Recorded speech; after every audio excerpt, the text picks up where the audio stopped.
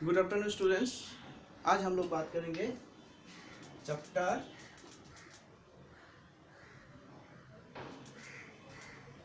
5 जो है general concept of OOP मतलब ऑब्जेक्ट ओरिएंटेड प्रोग्रामिंग। कल हम लोगों ने डिस्कस किया था कि various techniques of programming language जो कि है पीओपी, ओओपी, ऑब्जेक्ट बेस और इवेंट ड्रिवन प्रोग्रामिंग टेक्निक। तो आज हम लोग डिस्कस करेंगे पीओपी क्या है। ठीक है, पीओपी क्या होता है, पीओपी का ड्रॉबैक्स क्या है, वो आज हम लोग डिस्कस करेंगे। इसके बाद हम लोग आएंगे ऑब्जेक्ट, क्योंकि ये पूरा चैप्टर बेस्ड ऑन ओओपी। तो ओओपी से पहले हम लोगों को जानना जरूरी है कि पीओपी क्या है। पीओपी का फुल फॉर्म होता है, पीओपी का फुल फॉर्म है प्रोसीजर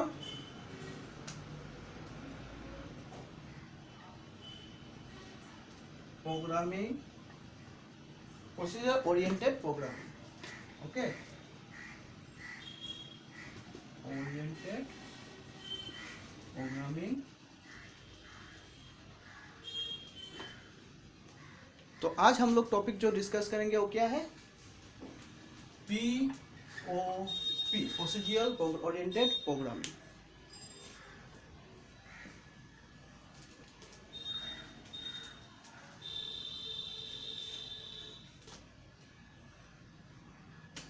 हाई लेवल लैंग्वेज का दो पार्ट होता है, एक होता है पीओपी और एक होता है ओपी। ठीक है, तो पीओपी का एग्जांपल क्या होता है, सी, और ओओपी का प्रोग्राम क्या होता है, C plus plus, Java. This are the example of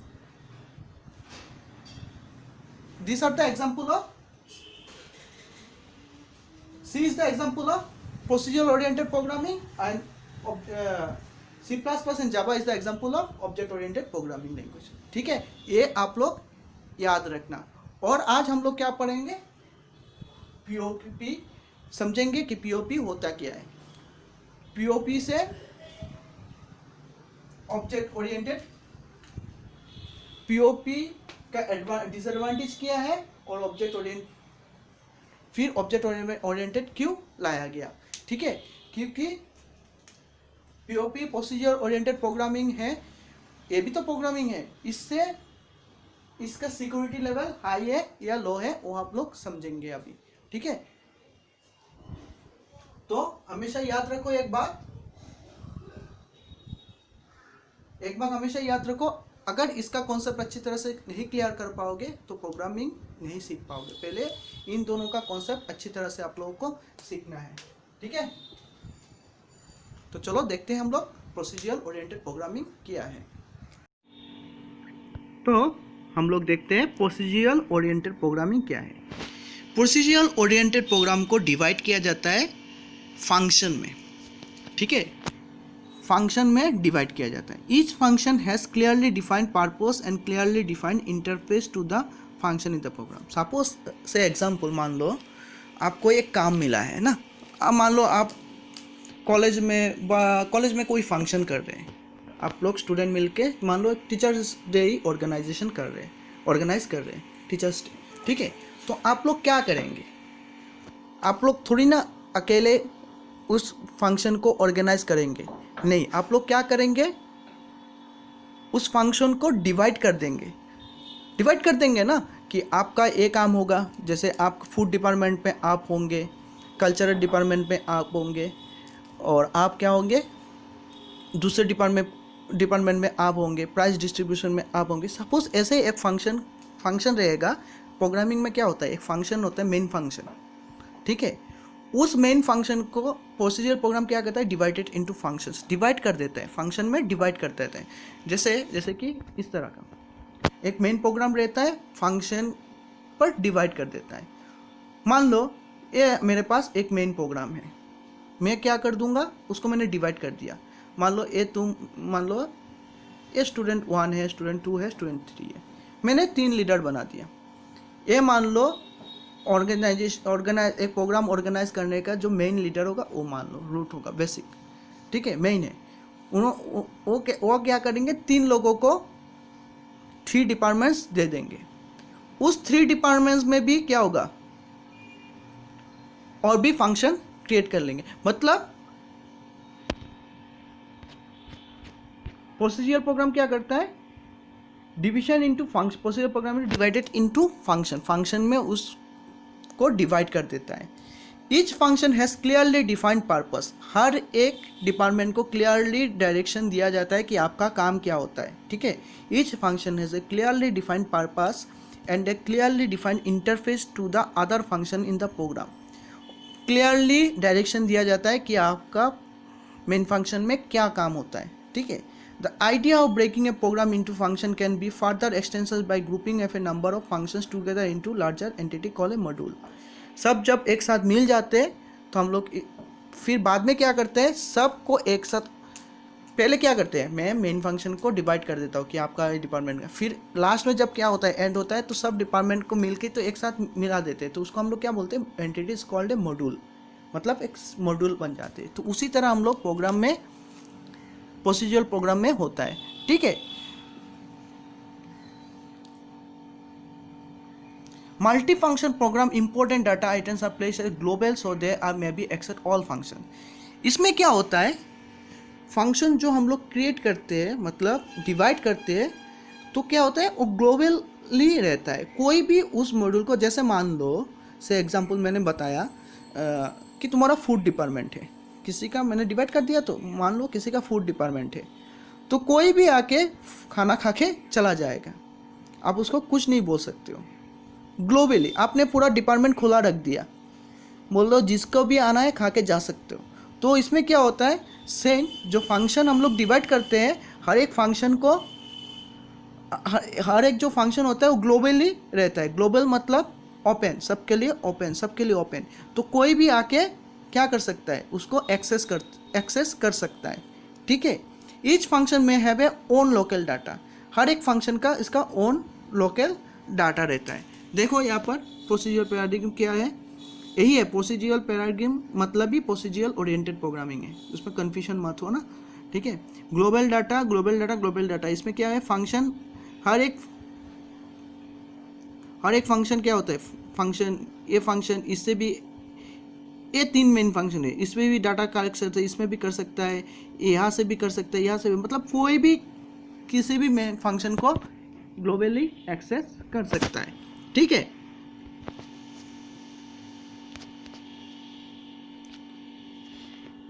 और इसका फीचर क्या होता है, सिंपल, जैसे characteristics, importance is on algorithm method, ये एल्गोरिथम मेथड को इंपॉर्टेंस देता है। आप बोलोगे सर एल्गोरिथम क्या है, अगर किसी को कभी मतलब क्लास 10 में कंप्यूटर पढ़ के आए हो तो समझ जाएगा एल्गोरिथम क्या है। अगर कोई पढ़ के नहीं आया तो मैं बता देता हूँ एल्गोरिथम क्या है। मान लो एक बिल्डिंग कंस्ट्रक्शन करना है, ठीक है, से एग्जाम्पल बिल्डिंग बनाना होता है, तो बिल्डिंग बनाने से पहले क्या होगा, मुझे पहले उसका डिज़ाइन ड्रॉ करना होगा, ठीक है, स्टेप फॉलो करना है, कौन से स्टेप के बाद कौन सा आएगा। उसी तरह एल्गोरिथम भी क्या होता है, पहले एल्गोरिथम बनाया जाता है, फिर फ्लो चार्ट बनाया जाता है। एल्गोरिथम को हम बोल सकते हैं स्टेप बाय स्टेप उसको बनाया जाता है, किस प्रोसेस के बाद किस प्रोसेस को करना है। और फ्लो चार्ट क्या है, डिज़ाइन, मान लो कोई भी बिल्डिंग का डिज़ाइन, अगर कंस्ट्रक्शन करने से पहले उसको डिज़ाइन भी तो चाहिए, डिज़ाइन। तो उसी तरह इम्पोर्टेंस कहाँ पर दिया जाता है, प्रोग्राम में यही इंपॉर्टेंस दिया जाता है, उसके एल्गोरिथम के ऊपर इंपॉर्टेंस दिया जाता है, ठीक है। Large programs are divided into smaller programs known as functions. एक लार्ज प्रोग्राम को हम लोग क्या करते हैं, डिवाइड करते हैं स्मॉल प्रोग्राम में, ठीक है। तो उसको हम लोग जो स्मॉल डिवाइड करते हैं स्मॉल प्रोग्राम, इसको क्या बोलते हैं हम लोग, फंक्शंस बोलते हैं। Most of the functions share global data, क्या करते हैं, global data share, maximum function share global data, मतलब ग्लोबली शेयर कर देते हैं, ओपन करते हैं, मतलब सबके लिए एक्सेसिबल कर देते हैं। Data move openly around the system from function to functions. Data move कर सकता है एक openly the system from function to function, एक फंक्शन से दूसरे फंक्शन में ओपनली जा सकते हो। वही मैं बता दिया, आप लोग अगर कोई फंक्शन ऑर्गेनाइज कर रहे हो तो आपने वो डिपार्टमेंट खोला रख दिया, कोई भी आ सकता है, कोई भी जा सकता है, ठीक है, और इजीली एक्सेस भी कर सकता है, ठीक है। Functions transform data from one from to another. Data function क्या होता है, data from one from to another, एक डाटा दूसरे डाटा में ट्रांसफर किया जा सकता है। Employs top down approach in the program. Top down मतलब, टॉप डाउन का मतलब क्या होगा, टॉप डाउन का मतलब क्या होता है, टॉप डाउन मतलब ये मान लो मेन फंक्शन, ठीक है, यहाँ से एक और फंक्शन, यहाँ पर और एक फंक्शन, यहाँ पर एक और फंक्शन, मतलब टॉप डाउन अप्रोच फॉलो करते हैं। टॉप से लेके डाउन तक, मतलब वो वाला अप्रोच, नीचे से लेके ऊपर तक नहीं, ऊपर से लेके मतलब टॉप से लेके रूट से लेके बेस तक वो फॉलो करता है, मतलब टॉप डाउन अप्रोच वो फॉलो करता है, ठीक है। देखो यहाँ पर टॉप डाउन अप्रोच वो फॉलो किया है, ठीक है, टॉप डाउन अप्रोच फॉलो कर रहा है। This is the structure of procedure oriented programming. एक बात याद रखना, क्वेश्चन एराइज हो सकता है, draw the structure of procedure oriented programming, ठीक है। तो आप लोग इस तरह स्ट्रक्चर ड्रॉ करके आप लोगों को देना होगा, समझ गए। अब उसका ड्रॉबैक क्या है, डिसएडवांटेज। सिंपल डिसएडवांटेज है, अगर मैं ग्लोबली फंक्शन को मान लो, जैसे मैंने एग्जाम्पल में आप लोगों को बताया, आप लोगों ने फूड डिपार्टमेंट के एग्जाम्पल ले लेते हो फिर से। अगर आपने मान लो 100 लोगों के लिए खाना रखा है और आपने ओपन कर दिया, तो सब आएंगे, आके खाना खा के चला जाएंगे, तो क्या होगा, आपको क्या होगा, खाना कम पड़ सकता है, जिसके लिए आपने खाना बनाया वो खा ही नहीं सकता। तो सिंपल से एग्जांपल, मैं अगर डाटा सबके लिए ग्लोबली फंक्शन को ग्लोबली रख दिया, तो कोई भी आके उसको एक्सेस कर सकता है। तो एक्सेस करने से क्या होगा, सिक्योरिटी का प्रॉब्लम आएगा। एक बात हमेशा याद रखना, कंप्यूटर प्रोग्राम में सबसे ज़्यादा कंप्यूटर में कौन सा इशू होता है, सिक्योरिटी का इशू होता है, ठीक है।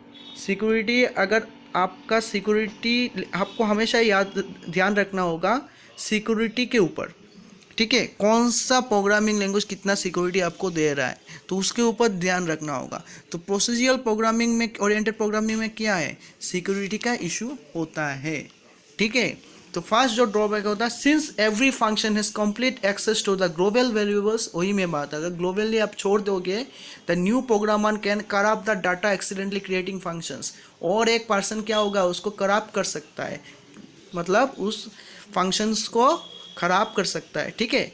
We can access the data of one functions from other since there is no protections. अगर एक फंक्शन दूसरे फंक्शंस को क्या कर सकता है, एक्सेस कर रहा है, तो क्या होगा, there is no protection, security नहीं है, प्रोटेक्शन नहीं है, ठीक है। In large program it is very difficult to identify what data is used by which functions.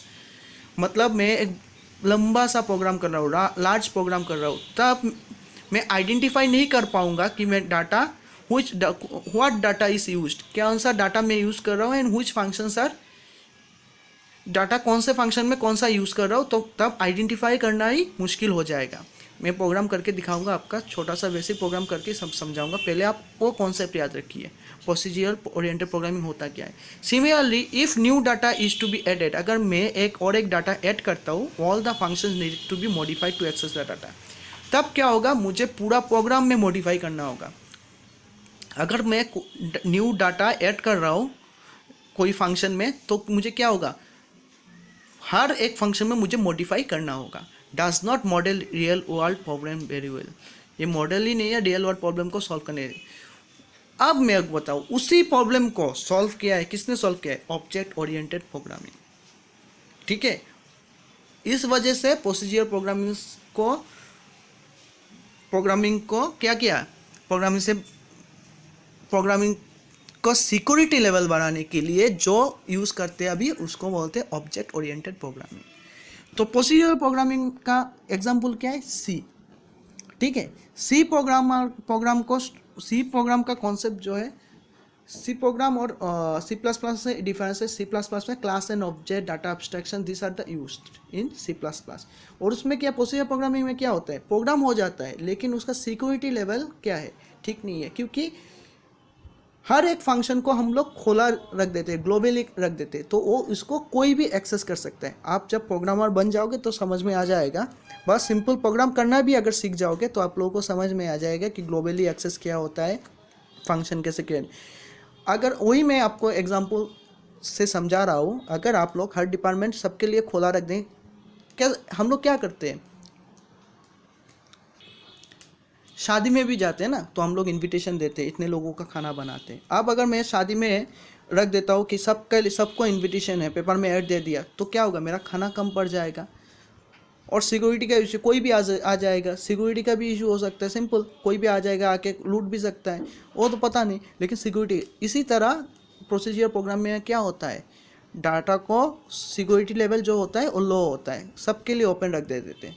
एक बड़ा प्रोग्राम को डिवाइड कर देते हैं फंक्शन में और सब उसको एक्सेस कर सकते हैं, जिसके वजह से डाटा सिक्योरिटी लेवल क्या होता है, लो होता है। इस प्रॉब्लम को सॉल्व करने के लिए हम लोग नेक्स्ट जो आया है वो ऑब्जेक्ट ओरिएंटेड प्रोग्रामिंग लाया गया है।